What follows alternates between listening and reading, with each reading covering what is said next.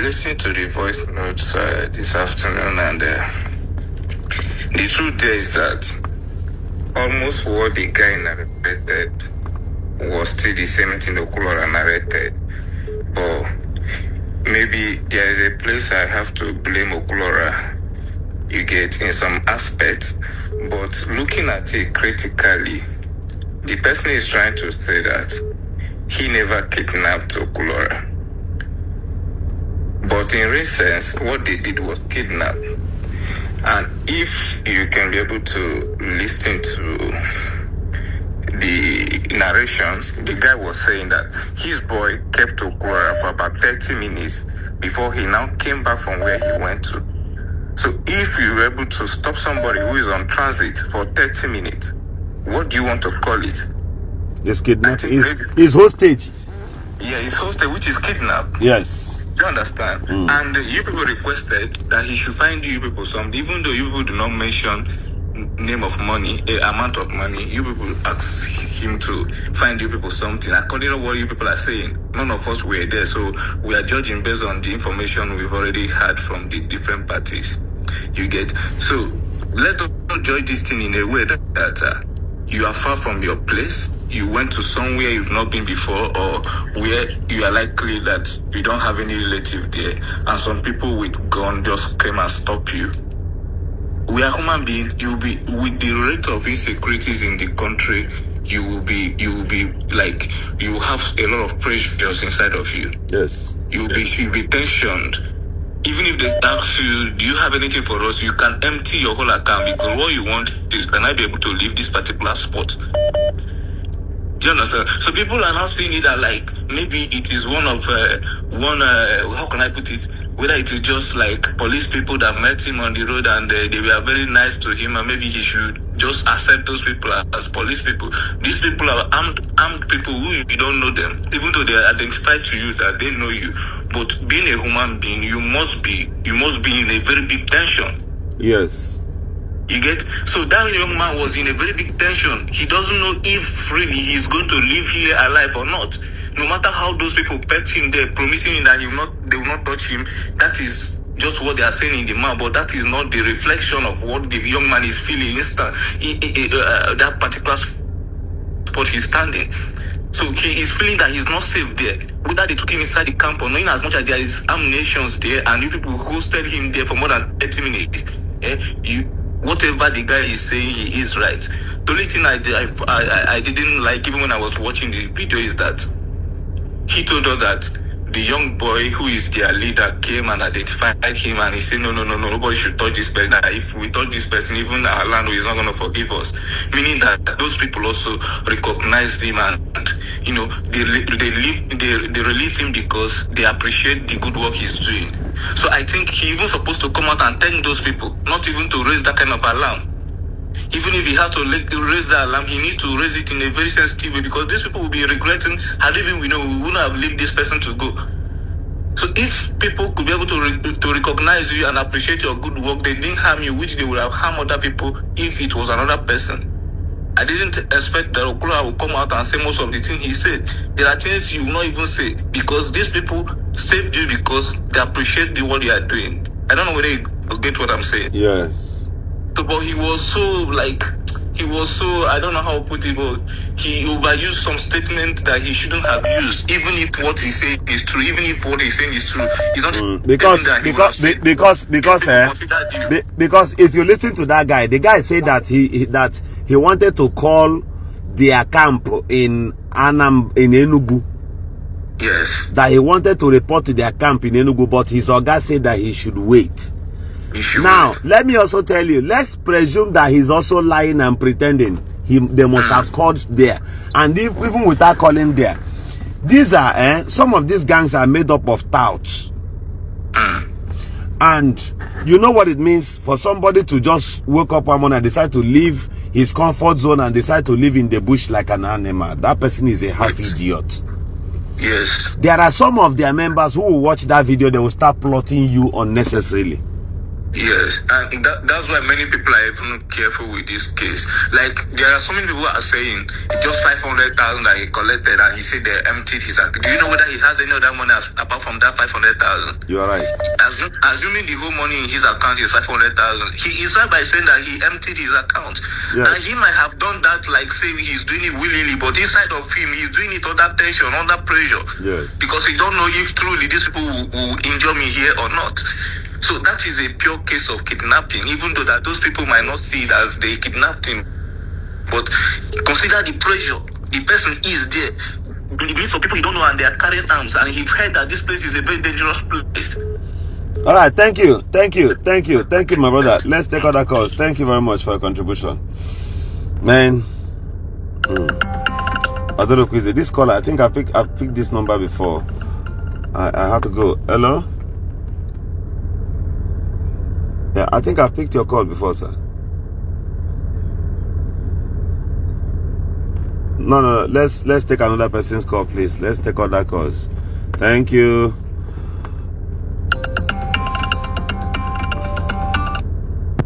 Hi, Governor Zioku is my name.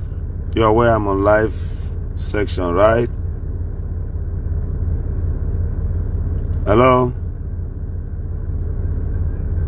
I am on live section. Are you aware? All right. I have your permission to put it on loudspeaker, right? Yes. Please do go ahead. Okay. What I'm saying is that based on all these things. Hello? Yes, go ahead. Okay. Based on all these things that are happening, if anybody says what the guy Okwuluora was saying was wrong, let that person go to that area. Let that person go to that. All right. Also, whether good or bad, I want many of us to devise a means to bring peace in our communities in Igbo land. Are you listening to me? This is one thing everybody, and for those of you in Ebugaregbe,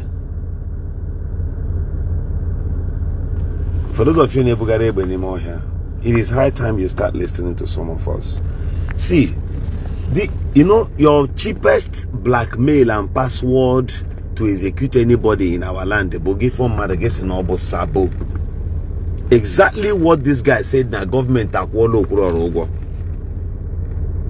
So, and I asked you, so government Okwuluora do you Okwuluora when they had that charge and I go no? That's what I'm asking. How?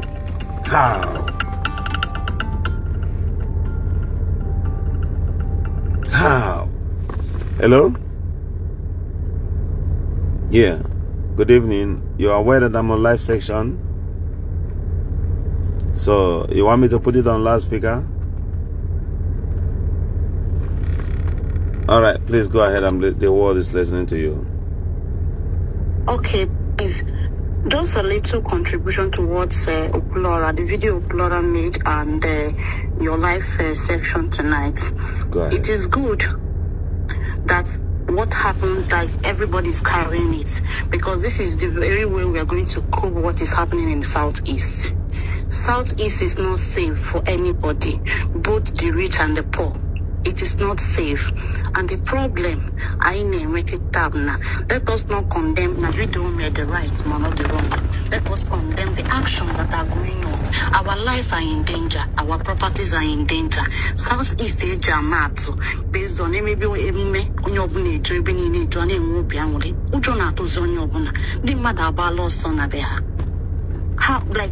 for how long do we continue like this?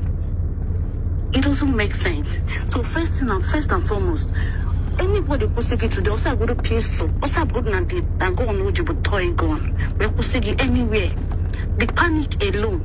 Man, can you man? We go that experience on the 15th of January. You see, so if this thing can make it matter, the panic alone, somebody can even die with an incident like that.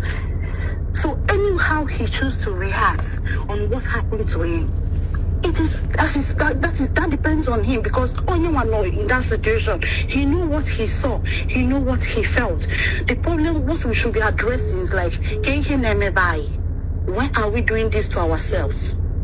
Okay, I will see you why. Okay, makanafu nyamali akiji werape onya na amazibano. Aye, buzunia now. Ewa, ta. No sine wele go ni nedi na account ya. Onya mabiye me, osino wura ya nugo. Ewa ta. Onya choi ni ego, ni ego. Mana the main issue na, it is good not that we men. Ewa ta makanasi no onwe nkapu penalty on. Because someone later, this is the way it will go viral. Security operatives, they get to know about that. I know because I had quite a lot. Well, one negative Google days I said, apply caution. But apply caution while traveling, while flying some certain routes. Yes. So this program made it very nice. All were very good. Makanamu wana noronso. Ujo de pamnafka. Ujo na Oja Tolono. Let me tell you. Do you know? No, let me tell you. Here me go now, some people can't even come home to just see their parents. Even to come pull their parents out of the village, this is very hard. But I want to encourage people. The only way, like we now, some of us condemning these acts. Or there is you. Do you know that sometimes after these programs, I don't know what I call so. My aim, that's why I say that I want to some doubt amongst them. They don't want a sense. You ought to go. Here I know somebody that will give a threat in a wagon. I will see on why they do it, but we are not going to stop. We are not. There is no way. Imo Ala Igbo, Wahala, our forefathers. In fact, here these people not today name Obota Kojuku has ime he Biafra. I got a dendoti now. I'm telling you, if you can, every time, Uzana Nutabaya Datima, and able to wait on Dokita because, okay, now, okay, no, okay, one can no is Nazo de Nangeka. Igota, nearby one, no is no way, okay, I don't make a nobly good Yanata. Because your name and after say, okay, sister, and do make it, guardian, but you can name by Kita, all this kidnapping, extortion. Can you name me? I'm a name why. So I don't know why is you man the truth, I must commend you people don't label this news because it takes a lot of courage to do this kind of video. It takes a lot of courage. I'm not because only go say menke uju palama even can never nama so I must commend you people now carry this information around. It is important. Very, very important. You want onye kali ibie, onye punya komani. Ichaka is make it here. I'm if I maybe meeting no guys we do so. This is how we start. And in their hona abroad. Abroad usoro su Ala Igbo oko. Nde ka ahụ tụrụ ego eji suga Ala Igbo oko orola no mume. Tọọkwa misi na wetawa kudo all of them. The problem but I man ihe me isi. Anya they involve, immediate involve, one of the involve. So makano hani eme, they mention no man lutefa. Mba, some of them na law, na aru in this ogo, and okigwe, and when some of them nesha abroad or lotazie, hagana bagari freely, never commit these things. Eba this kind of evils name. If I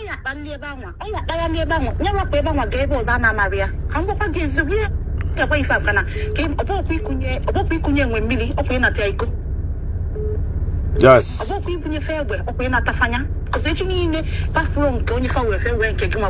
It's simple. Yes. All right, thank you. Thank you very much. Thank you so much. Thank you. Thank you and have a nice evening. Thank you for your time. Thank you. Thank you. Everyone listening to me here, let me say this here. Another question I have to ask is, where is your state assembly member? Where is your Federal House of Representative members? Ndị nke abụ ndị Igbo ka ebe ha nọ. Where is your senator? Where is your senators? Odrigizi put online. He say Governor Zoku idiot. Or which some people they just all have fool at the comment section. But who is the most qualified fool of game? 2027. Tinubu mechuni here. If Tinubu, even God is not against him. Oh. I'm not campaigning for APC. I like them at all. But let me tell you, in one Nigerian sign here, Tinubu mechuni here. Even Gage shiriki uno, Onya mechuni here. Or not in power. Yeah, fine. The Apple real result when you win election. But who is your president to that?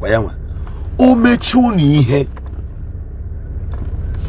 Like I used to have 104,000 followers. I'm on Facebook, mega about to man them block and everything. Yeah, honors him 100,000 back now.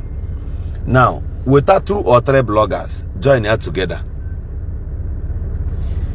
And when they were 300,000 followers, and when they were 400,000 followers, bring 3 persons only, 3 bloggers on this internet.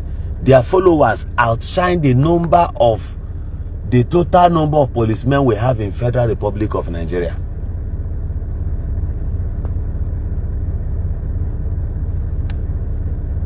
Are you listening to me? Nigerian police, 400,000. Now, so someone with 100,000, for example, now on one page, the other one about 10,000 something. He join here. Half of the policemen not in service today. The number of persons in the follow here. Then the total leaders in this your country now. The total leaders in here no even reach 10,000, from the state assembly to the chairman to the councillors to your president to senators and everybody. They are not up to 10,000. Haven't they chicken on? Then instead of you millions, the other millions of persons that mess up Nigeria to go up and wake up one morning and decide to fix your country by yourself, there is no country that was fixed without the consent of the youth. As far as you're on this internet, you are a youth. The question is, what have you done to fix where you are? If your fellow youth even print poster for elections, now you will be you to go fight them. Now you go carry ballot boss. Now you see, even if Peter Obi emerges as the president of Nigeria, I just want to talk to you. I want to make common sense to you before I take last call. If Peter Obi becomes president now and rule for 4 years, while he is the president, these criminals where they now go fight them. Now then go they recruit terrorism organizations. You know why? They want spoiling administration. You go agree. Now you then go send again, make you protest against them. Why? Say Nigerians are hungry. Shebi, they see some people they wakana run now. Some the past minister of transport now is busy now shouting that Nigerians are hungry. But while he was the minister of transport, we are Nigerians not hungry. The problem of Nigeria is not those in power. Actually, it's not the president. Now you. Do you know why? Your local government, your own, everybody watching me here, I believe you are in Nigeria. All of you, your local government allocation is more than the least amongst you is the one that received 280 million naira at the end of 30 days. Is on FAC. Google it on FAC. Check how much we FAC distributes through the office of the Accountant General of the Federation. Check how much will your local government get the last July, this July. So local government in Imo State, as in Jaba Day now, where these boys they do this thing now, is more than 300 million naira. No road, no electricity. Now let me tell politicians, if you continue doing this kind of abracadabra to the people, in the nearest future, every money and kobo that will enter your pocket, you will use it to hire security. The securities will also be on the side of plotting your downfall. The days of these recordings are coming. The people that are the problem against themselves are Nigerians. Why you today no go feel go protest, go ask, say why our location day? In Ngopala alone, the people are more than Ngopala indigenous are more than 400,000. 100,000 alone can block the airport, block council headquarters. The idiot where the local government council headquarters go run. The federal house of representative member no go come. The day where we carry the person where they buy for our village, go Zion, go block that place. Even army run, all of them run. We not carry anything, no. But we insisted we carry the cost, block road, nobody pass for more than 3 hours. But I don't know how that matter is settled that day. Now I beg, then they come up for those politicians, them out. Even the area commander, since they come, Shebimbi Ogoloba, as in they come, see say we don't block road, hold up from beginning to end of this side, from the other side to River State. In hanging gun, they come. As in see pressure, in drop gun, come empty-handed. Army get to come empty because we are all on camera. The power to fix this nation. The youth are the only audacity that can fix this country. You see this idiot the way they see. Now then go rig, now then go support, now then they kidnap, now then they complain too. They don't here. And then now we may show Umokrobia Apariebolu Mokrobia. Apare. Hello? Yeah. Yes. I am on live section. This one said, Governor, why are you looking old this time? Why are you Calabar? Shameless. You changed to God. Okay. Good night from this page. Goodbye. Not only good night. These are some of the idiots we are talking about. I need day here at school. My sister, hold on. I need day here at school. And when some idiot take out for Hanoto, at all no hello from what I can be and hate your to cause problem in the class and destroy that one. Hanoto for that na at a mad or Naga pay class has scatter. People are like stupid element. They inherited it from their DNA. Okay, let me block the idiot. All right, go ahead, my sister. Okay, number one, Okwuluora broadcast about his experience, no mark, and people started bashing him. Maybe he escalated the matter like he over-exaggerated. Maybe, we are not sure. But the moment I came across that video, after I named that video, Flora, I never doubted Okwuluora because they were going to experience no mark. The same way experience here, no marker. Yes, when they went to the experience, no marker.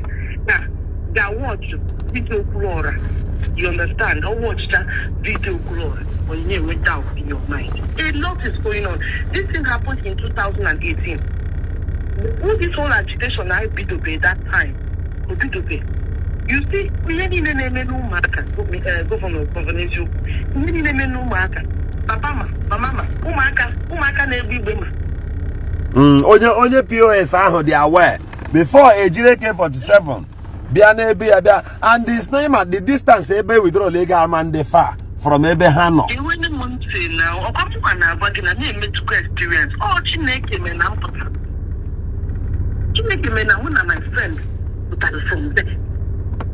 And they were even expecting us to come. Then, always scope, I don't want to go into details. But the day Okwuluora made that video, not on live, I was live that day. I never doubted it. Remember my husband, but no one didn't to be here experience. Cannot doubt here, not type rubbish in a comment section. And they are not type. And he might have his, shortcoming as a human being. I don't know about that. But you see this particular thing way in talk. You see this thing way in talk. Mr. Governor. This thing way in talk. I no doubt him. Even if you put in sugar, put and salt, put my gate. That's what it take happen. You see their papa, grandmother, grandfather, 91 years old man. You know their escapades. You know everything they do to and I mean they tell you. Know their movement. No life for you. So now person whenever experience that, when you need to be experienced, when you got any without, now see no Okwuluora Melanka. Oh, people are working with other things, issues caused with other people. I don't doubt you. Like you, my man, in on our grind, no Okwuluora he should know some questions to answer from you. I accept that. But you see this thing, there's no waiting that they do. Then no, the whole community, as in that particular people name that thing. People, Mama Mokado can abatia now. Hopefully, Mando can abatia Mataya name, Madia to their hideout. Okay. And they tell you, not to say, I don't know, I cannot tell you the name. You are right. You are right. You are right. But I don't know as at now, but as 2018, Okada na Abadi at that time. Okada na Johnson, that roundabout. I don't want that. They know how my got on no marker. Check it as at 2018. Compared to 2018, a lot has been happening at two marker. Can we compare there now in Williamson, na the country? Can we Maziala? Can we Mazia the kind of things that would happen? You could not triple or quadruple. So, here one will you put the name without. Before what you're saying, before your name without. Like I said, your own point is valid. Because often Okwuluora as a call, okay, you just hear one or two questions. Give my week, master saying April shortcomings or not, you understand? He might be able to convince you if he's lying or not, if he lied or not. But for me, everyone believes when Okwuluora who dishes out 500,000 just like that? So on now, Governor, when he got on,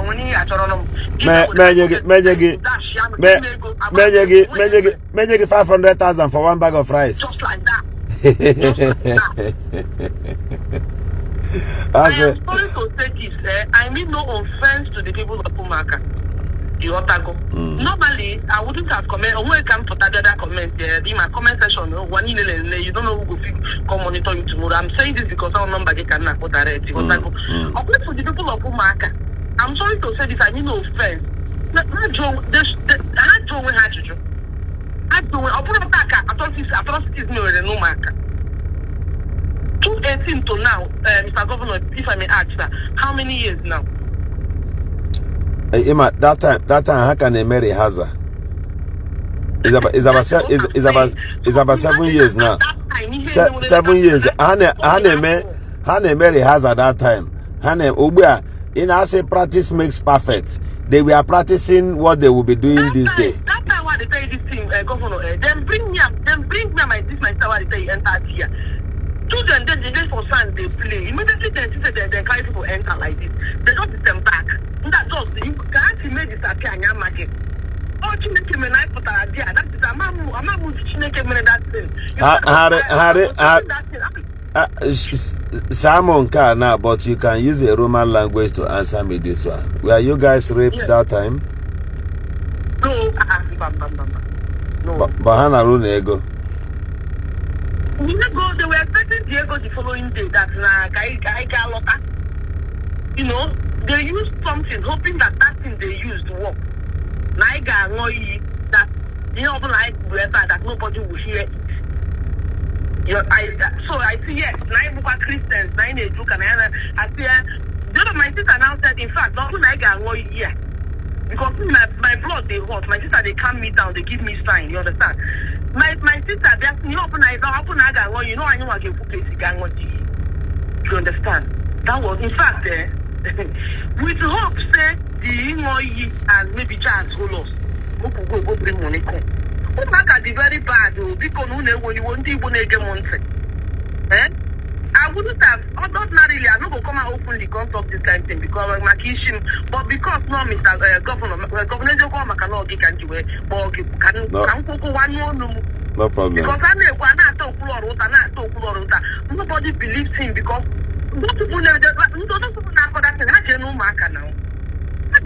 all right, thank you.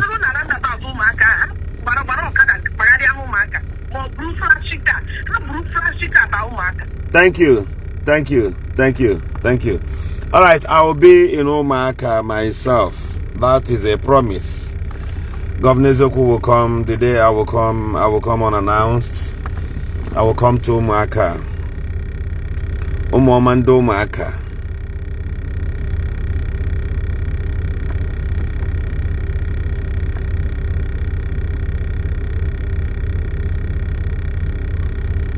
I will come to Omaka myself. Ali Mobunkang. I will find my way one day to Omaka. I won't come just like that. I'll drive myself. Nobody will follow me. Because if I tell my dad, they will not allow that. But I will come on my own. From now till few days, few weeks, few months, I'll come. I'll go to Omaka myself. And we will ascertain what is going on there. I pray our experience will lead us through. We will come there and these things they do. These things they do. You know, Omaka has to stop. Whatever you know that is your problem. You must not achieve it with AK-47.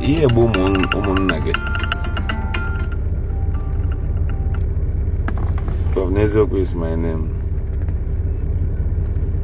Good evening. And I'm on live section, sir.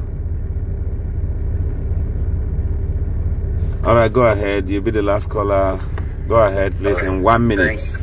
In 1 minute. Thank you. One mother. Buku Ala Igbo Odila Kosiribe. Nearby city.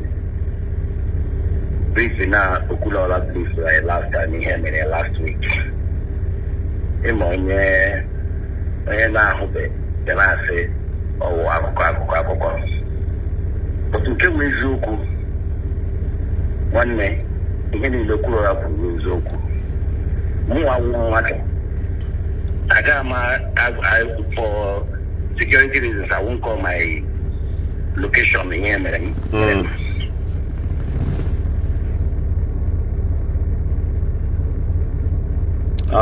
Your network is bad.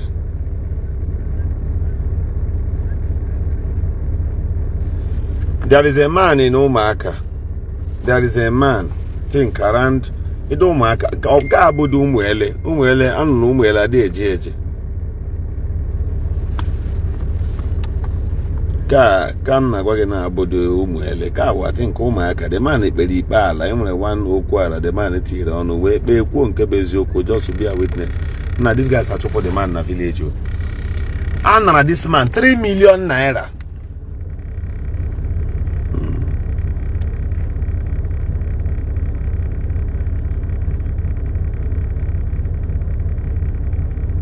Draw the man on Omaka. What was that man's offense? This guy is not committee. And this commander, I have a question for you anyway. I know they trust any of na. Me buebe me menenka. I don't trust any of na. Let me ask you. Why did you guys go to that man's house? When I had 3 million worth of, and I want to ask, I think Njaba has a state assembly member. Where is that fool? Okay, that animal, you know, politicians so man, I won't have fool. That is when their aides, their media aides now forward there to them. Nigerian youths, the only cut is in one as Abidu. And protest when they don't buy as they buy fish magnet all of another time. Hey, on only content on a can't do there because VDM they come there. Now I'm gonna make video, snap picture with VDM. That was what took you there. All of you would have went there. How many of you sympathize with the woman, the mother? How many of you have called the woman, the mother on phone after that day? The content. Person with the power and the video ram. Okay. I challenge idea content creators from Imo State. Idea both Nosonkwa, all the journalists, idea all of you. Idea all of you. Forget about politicians, they don't go feel help us. Idea all the journalists in Imo State, all the pastors, idea all of you. Mokuna come out, Mokuna pick on the 20th of this month. Let us go to Umaka without police, without army. If I don't be at the front, Chukuwa Pondom is a challenge. Idea all of you. Moagano nihu akwaside nweba na akpu umuele na ade eje na ha form camp. Ka agborakla na aka jenu one on one gaju umunna anyị nda obugini why ejegbu our brothers. One on one. Oburu no na comment section. Oburu cho oburu chicho.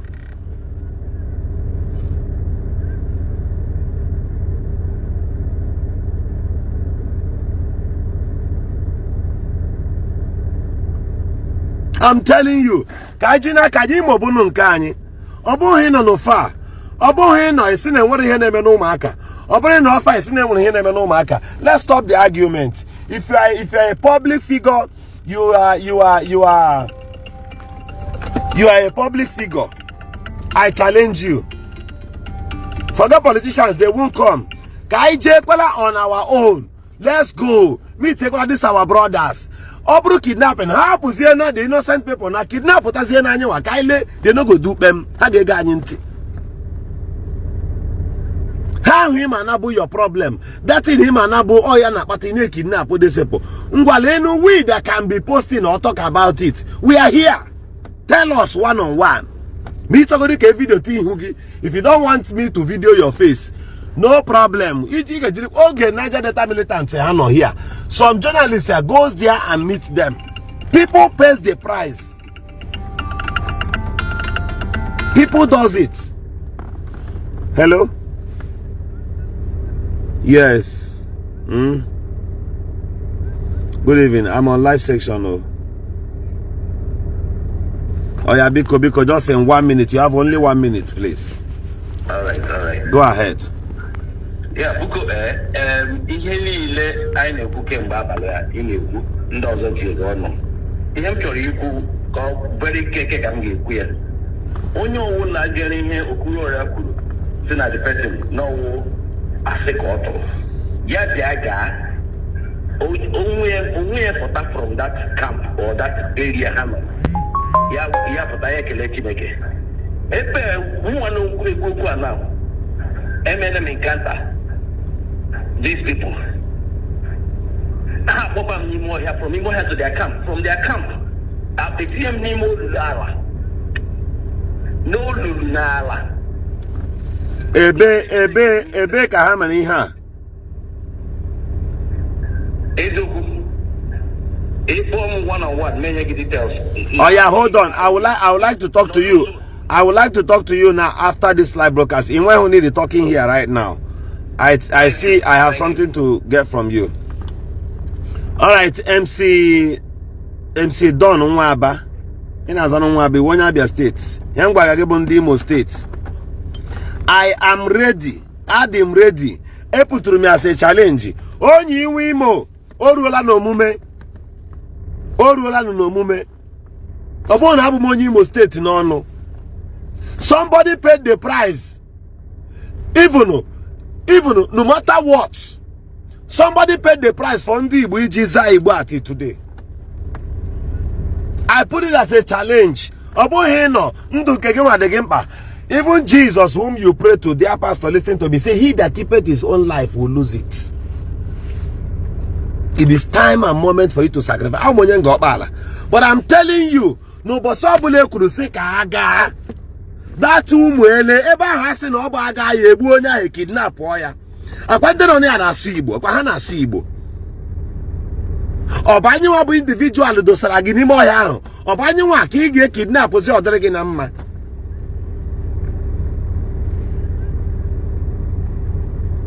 And ebu people. What I saw in Osu. What I saw in Osu. Anyway, one man, I will look for that video and post it. I went to his own compound. Yo, that phone was an issue. This phone was an issue. Other than Alabawa, it doesn't press or touch cam GMN on my phone. Other. I post to that video. I will still find my own. One man, I see the man, and I go. The man terrorized everywhere there. Who share some people like this? Koro. I didn't post that video. Some of those videos I didn't post it. Okay, say I'm from Umuaka. I'm from Abia State. Living in Umuaka. Okay, this will be very fine. I would like to have your number. I would like to have your number. Actually, only but mother 10. Pastors 5. Whether you be blogger, whether you be journalist, including me, 5 only. If you like, you are now saying as so they would they go. That will also be fine. But more than me, I want to be there. Who is ready? The thing who is ready to make a supreme sacrifice? Who will say, let's do it? The only place our people nagawo, where they will go, they will make money. Those content, you be blogger, you be this and that. Oh, where you will get money. Oh, no sacrifice that will shock the world on behalf of your people. Me will come. Tomorrow, Oga fuck and then go pala ni low down. Oga fuck you to her ni low down. In fact, manas nation go pala biajia. From airport junction, they got for deadly crowd. And I met your bro. Yeah, for deadly crowd, but I know how to maneuver myself. Him about he got from no marker junction. Bo Kuro. The name got also Mananas nature also. I swear to God, even Pam game with BP. I'm just also Lotta. Be opposed to the video. Mpameti weti. Oh no, but our relatives. Oh no, for where. If I had told them, they wouldn't have allowed me to go. Somebody must fix Ala Igbo. Obohono club in Lagos when Kana abroad. If there are no conducive environment in your village, you are finished as a man. This number I attached here. Use it, you can reach me on WhatsApp. I get Mezilimo. You need to check a governor Meziera Gimo. It's a lie. Governor give in Abuja. Your governor lives in Abuja. Anywhere APC when they meet in a field, don't want or land there.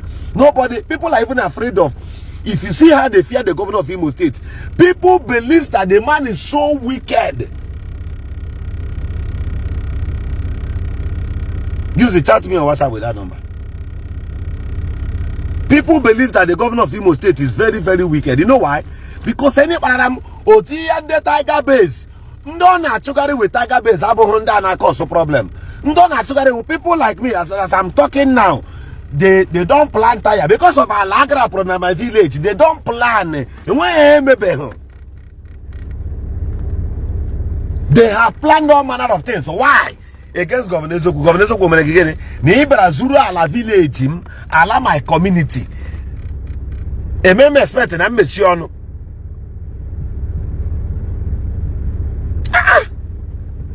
People, the very, very wicked here. You see the same way people they kidnap Okwuluora. Me, I'm not telling you they didn't kidnap him. Hebrew really. And they've made confessional statement in Hebrew. The angle I'm telling you now, but people will support. Never support to evil. Until you return. Governor Zogu is my name.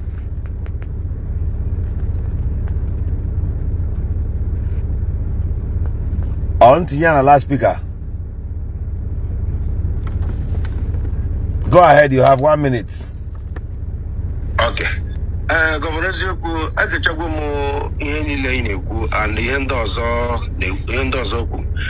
the problem I know ndị Igbo and ndị Nigeria large war. We don't normally fight the problem from the root. Onye man na-eme anas obasahi na ọ na-eme na village nda, ọ na-eme na village anyị. But most people chefole na those village ahụ ha na-eme ha nwechara neighboring village because asụ ewuricha ji onye ụsọ ọ bịara nke onye etiti. Because the problem nọ n'ala Igbo today, I don't care. You understand? I don't care. And most indigenous that thing, most of them are Wondomaka. You know where camp Habra there, Nujilaga. Most people are here. You might find that na brother Umuna Chade. Umuna Chanati camp there. But the only thing they know, and what they got put on a samba, as only Igbo, Kelly Hage make a hotel or in that mena, which you can solve the problem. None of them will even say that. Ian Obasam on a village, therefore, Obasam on a mena village in that, therefore, Obasam. Therefore, now, Omega village in that, them or Batana your own village. Ian I mega no Makana, Ushi from Osu. Also, then they have to come that side because they've been with the landmarks. Then they occupy that place because the name is your bread. So, my brother, the only thing I'm going to put in order, if there is any way in other content creator of yours, you know, because our governor is already in Abuja or not the Imo State. Governor, even governor self, and when he's not doing anything.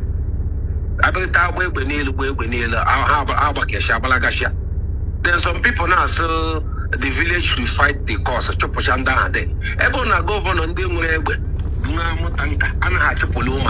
Then tell me, how will the village do that?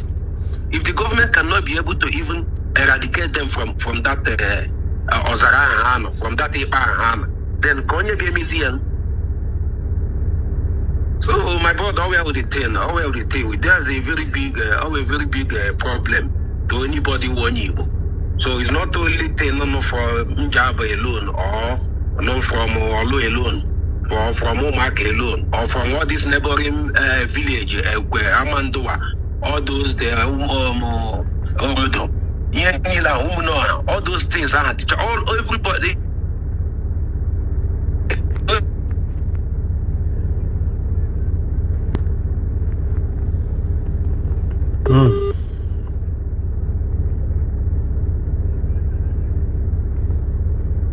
All right, thank you everyone. The content creators, bloggers, pastor, whether you are popular or not, come let us fix him. Let us pay visit to Umuele, Umuaka, those places, Amandoba. Let us go there. We can do this. The gospel of Jesus is not the gospel of fear.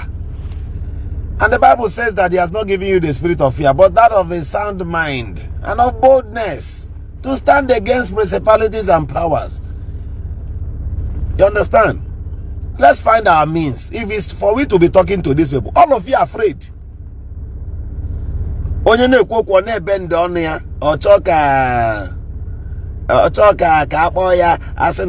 because they will rush you on the internet. They often do it. They don't threaten me for where? Because me, I also know that sometimes nobody themselves they get that time call you, they threaten you. Who want kill you go threaten you? Who want kill you go first call you for phone? You go live for abroad. If fail you go na abroad, they be no. Life no day good with you again. Some of these people who are abroad now contribute. They go now say about village go. They are stranded. They are stranded. The only thing they can do at that point is to contribute money to deliver wickedness here, because some of you are doing better well than them and you don't know. onye a na-etinye gị na ịmụọ village ọkụ ị ga-amụ ụlọ mmadụ ọkụ mụọ ebe mmadụ ọkụ na onye abụsabụ I will talk to men and grand will talk to boys men ya ma ọ bụrụ boy ebe ọ nọ akwọchọga greener pasture ya gawa abroad ọta itụbụ ụzọ village ya onye nwe imo you should tag this guy for me onye come I said Governor Eziokwu said I will come there biawa kwala ka mụ na unu soro no ọ bụrụ noise ọ bụrụ super story m na-agwa gị ihe mmemme ihe ama ihe si eti m olileanya ndị Imo ndewo okay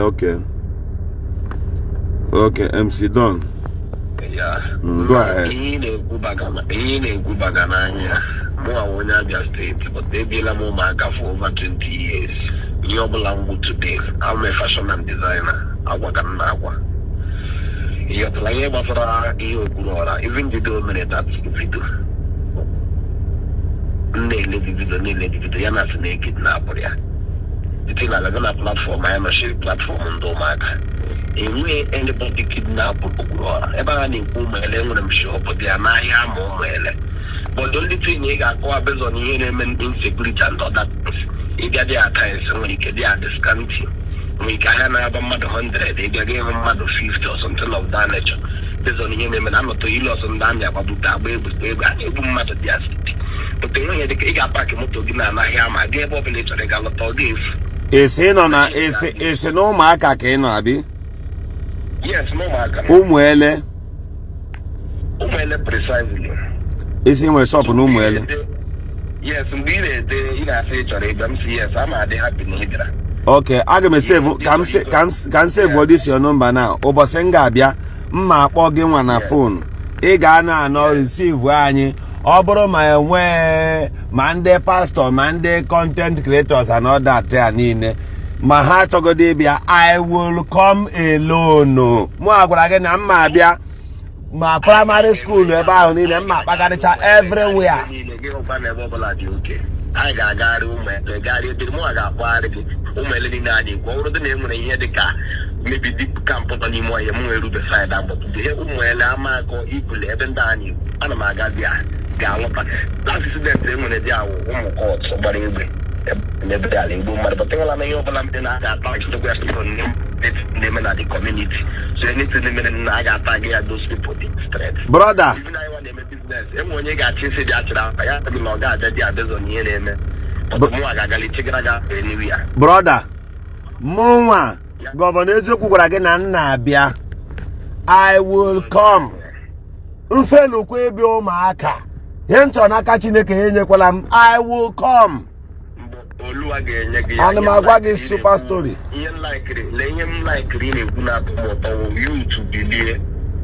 youth bilie ọwụ ndị nna anyị ga-emere anyị ọwụ ndị nna anyị ga-emere anyị ọnwa anyị nwawu youth ga-ebili ofu ugboro ka mmadụ na-anwụ onye mbelifu n'ime ndụ so for the fact na onye ọbụla na-atụ ụjọ ka onye ahapụ enwe now gịnị enwere one question m chọrọ ka ị gwa m what happened to the traditional ruler of Umuele what happened to him ka ebe ọ nọ because I would like to visit his palace ka ebe ọ nọ eze dị ka ọ nọ US ogezikwara na within eze nọ US ise eze nọ na US ka ọ bụ na egburu ya egbu ka ọ bụ na a chụrụ ya ọsọ mba bụ onye eze nọ US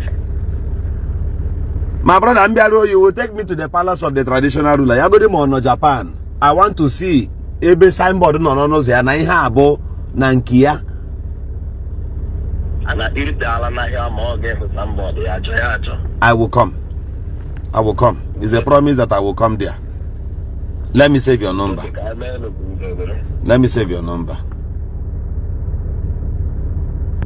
Okay, down here, the guy commentary here. Come check MC something. Let me save your number. I will come there myself, one-on-one. Ebe onye ọbụla bịaziri ebe ahụ kidnap ya ana m abịa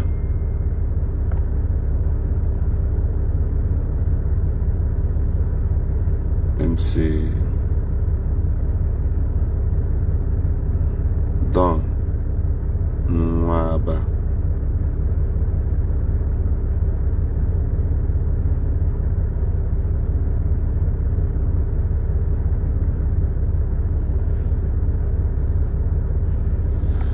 So after 1 week or 2 weeks, if these people, or after a few days, if these journalists, bloggers, pastors, fail to indicate that they will follow me to Umaka, I want to come to Umuele. Actually, for signboard, video Umuele. I want to be taken to the palace of the traditional ruler. Because the commander Jiraki Akwo here. Commander Moana, I will come. Bugwanum as one of the people Nuburu Unuji Chua Race Unotoga. Boom as one of the people. Iburula can't me join here. As in Diburula is a Chwaja.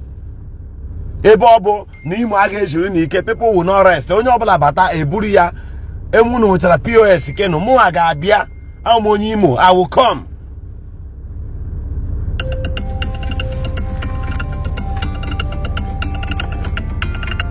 Because I'm up online now. That's enough, fellow. And there we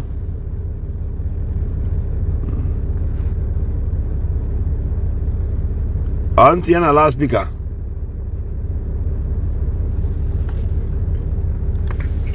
Go ahead.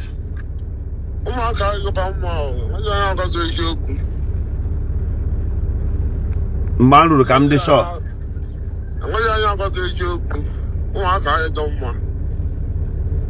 Mbandu come the shop.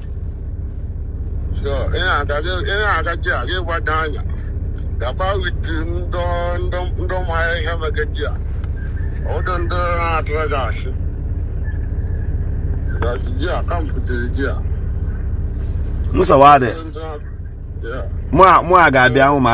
only thing is, I will come to Umaka myself. I will come. With the people that were the Ghana, the men camp, or them that are that side. All my camp from the deer. Ole no tunge shi weta nde ga kponu ganu na camp owu. That's what I want to see. They should indicate ya. Owu nde atom nde ga ba kporo mbi akwushi n'uzo. The dengaroso. On the police, the security na agbazim na magakwala enwere be ha na kpo produce. After produce, one place has no boundary Saga, Anambra State. They were telling me, Chukunna Brumonya Kebe, all of an starting motor. Security men, Bundena Arium Namejela. You know, like a police station. Get your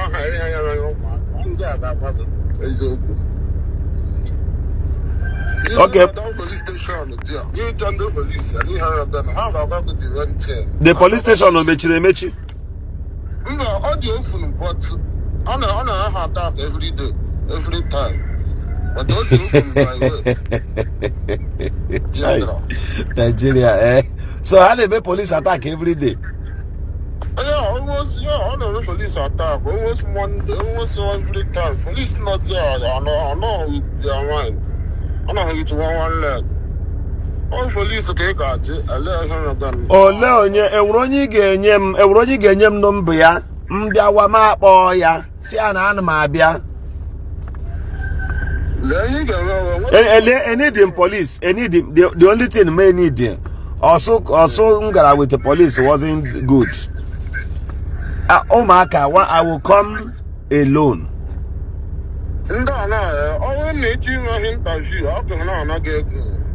Haganam.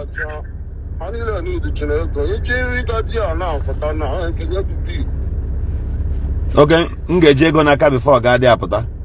Yes, Agmejego, no problem. I'll go with money. Obrego, I will go with money. I will go with money. I will go with money. Yeah. I will go with money.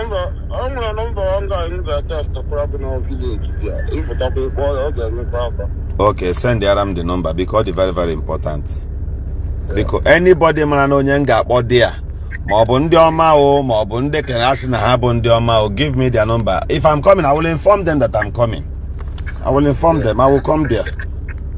I will come. Thank you very much, sir. Thank you, sir. Biko, all the very important kiss and the other man. All right, guys, this is where I will leave you. This is where I will leave you now. I will be there. That's just the gospel truth. Many of you will not like it, but yeah, there comes a time when people pay prices for what they want. You don't just be on the side of talking. I believe they are our brothers, right? And I'll see. Okay, we need to ask, what is the problem? We need to ask. Because you will say, don't go, don't go, don't do this, don't do this. It will get to your village. It will get there. So if I'm coming, the best you could help me do is to share this video. And if I'm coming, I'll write something indirectly that will tell you. So you keep your if they buy you, people will move on. Yeah. Oh yeah, goodbye from this page. Steve, goodbye. That's how. See, in America, I want to ask, or let me leave you first. Let me say this thing before Nsogi blocking here. See, in America, they'll be shooting guns, maybe in Afghanistan and all that, and you see an American or Britain or Russian journalist. That's their sense of social media. They'll be very busy, even at the heat of those things, those pressures. They'll be busy capturing and defending what is right. Are you listening to me? So I want to see where they want to hold me down. You tell me, yes, you are doing this for so reason. That's just what I want to hear. Thank you very much. I'll see you some other time. The word is enough for the wise. I stop here. Good night.